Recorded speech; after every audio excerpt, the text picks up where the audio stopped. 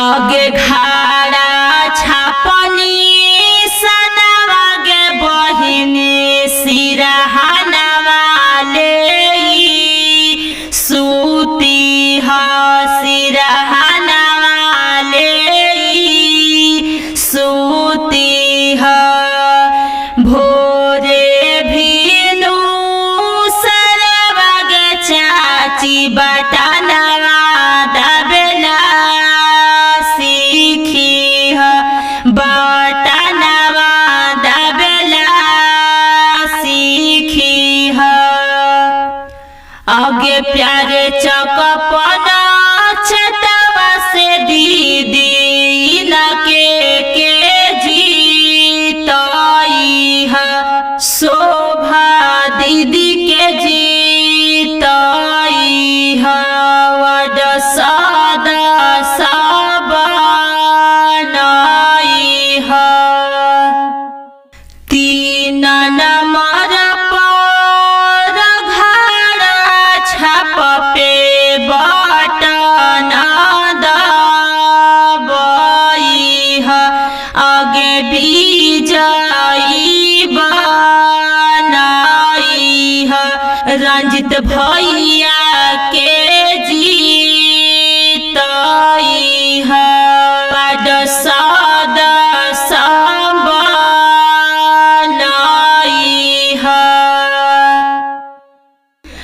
आगे ना के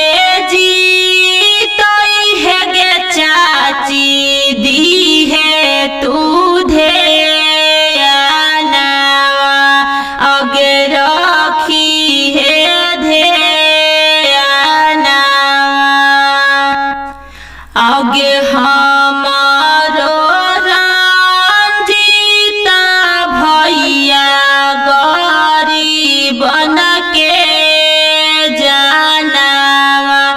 आगे गरीबन के जानवा इना के जीतई है गे चाची दी है तू ध्यानवा आगे दी है तू ध्यानवा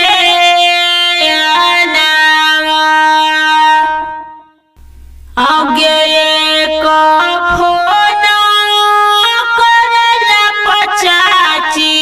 अइथुन तोरा अंगनवा आगे देथुन सब पे ध्यानवा आगे देथुन सब पे ध्यानवा आगे भोरे भी